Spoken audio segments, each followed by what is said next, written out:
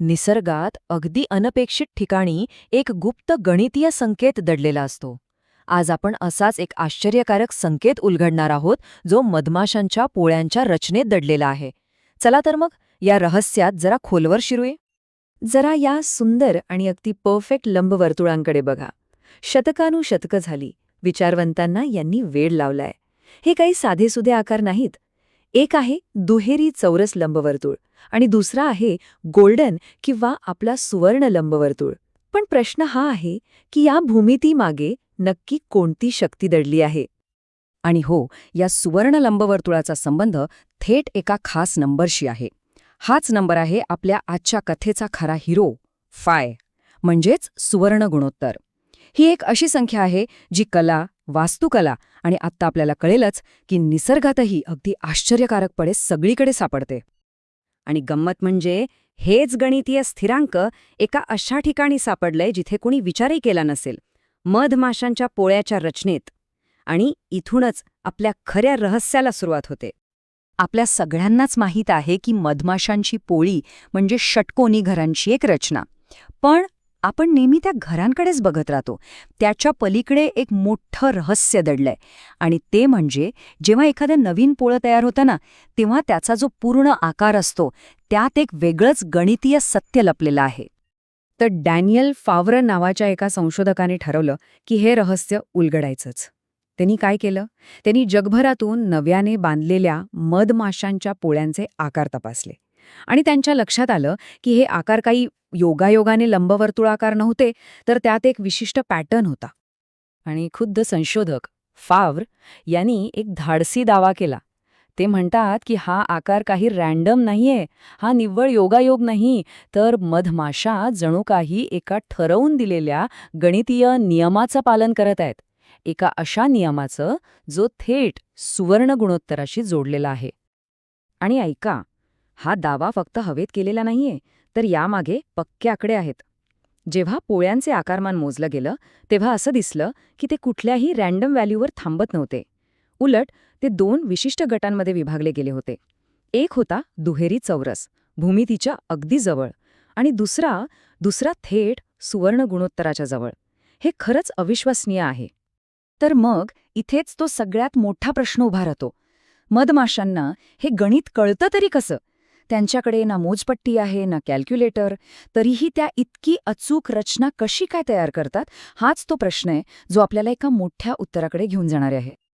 या रहस्याची किल्ली कदाचित मधमाशांमध्ये नाहीये.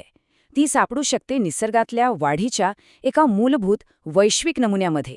चला तर हा वैश्विक संकेत शोधून काढूया. ही आहे फिबोनाची क्रममालिका.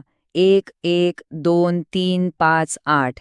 म्हणजे प्रत्येक पुढचा नंबर हा आधीच्या 2 नंबरची बेरीज.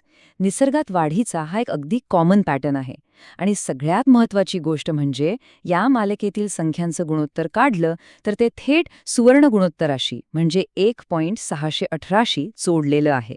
बघा, आता कोड्याची एक बाजू उलगडायला लागलीय. ठीक आहे, आता मोठ्या पॅटर्नवरून आपण एका अगदी लहान, सूक्ष्म नियमाकडे येऊया. हा तो नियम आहे जो कदाचित तो मोठा पॅटर्न तयार करतो. याला म्हणतात असममित विभाजनाचा नियम.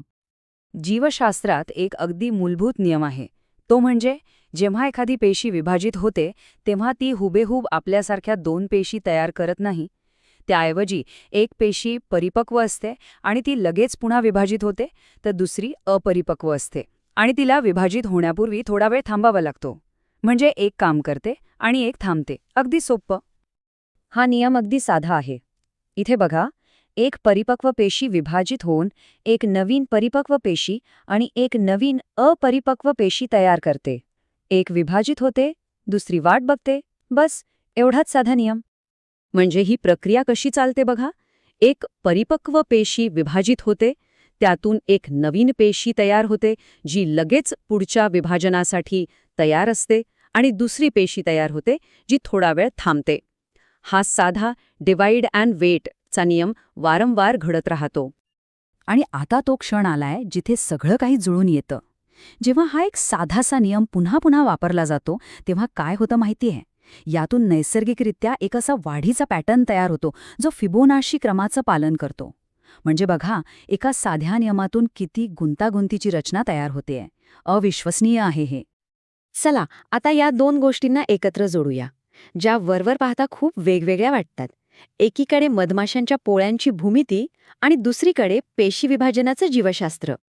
या स्लाइडवर कथेचे दोन्ही भाग एकत्र आलेले दिसतील. डावीकडे आहे तो मोठा स्थूल नमुना जो आपल्याला निसर्गात दिसतो, म्हणजे पोळ्याचा तो परफेक्ट आकार. आणि उजवीकडे आहे ती सूक्ष्म यंत्रणा जी कदाचित हा नमुना तयार करते.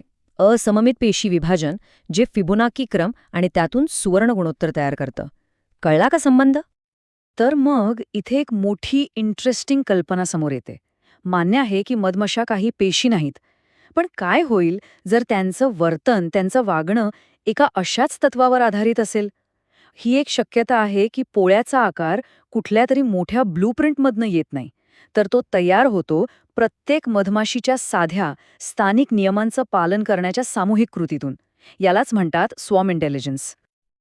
आता या शोधाच्या व्यापक परिणामांबद्दल आणि यामागे दडलेल्या मोठ्या कल्पनेबद्दल बोलूया. मूळ संशोधनातलं हे एक काव्यात्मक वाक्य या वैज्ञानिक तत्वाचं सौंदर्य किती छान व्यक्त करतं. ते म्हणतात, सुरुवातीचा लंबवर्तुळाकार पोळ्यांचा अभ्यास म्हणजे जणू काही जीवनाच्या सिम्फनीमधील आणखी एक सूर ऐकण्यासारखं आहे. हे फक्त गणित किंवा जीवशास्त्र नाही, तर हे जीवनाच्या संगीताला समजून घेण्यासारखं आहे. आणि हे तत्व की साधे नियम पण गुंतागुंतीचे परिणाम हे फक्त मधमाशांपुरतं मर्यादित नाहीये. हे एक असं मूलभूत तत्व आहे जे आपल्याला विश्वातली गुंतागुंत कशी तयार होते हे समजायला मदत करतं. मग ते ऊतींच्या वाढीचे नमुने असोत, नॉटिलस शंखाचा आकार असो, सूर्यफुलावरची सर्पिल रचना असो किंवा अगदी आकाशगंगांची रचना असो, सगळीकडे हाच नियम दिसतो. तर हा सगळा शोध आपल्याला एका मोठ्या प्रश्नावर आणून ठेवतो. जर मधमाशांच्या पोळ्यांसारखी सुंदर आणि गुंतागुंतीची रचना एका इतक्या साध्या नियमातून तयार होऊ शकते, तर जरा विचार करा, आपल्या आजूबाजूच्या जगात आणखी अशा कोणत्या गुंतागुंतीच्या गोष्टी असतील ज्यांची सुरुवात अशाच साध्या नियमांमधून झाली असेल?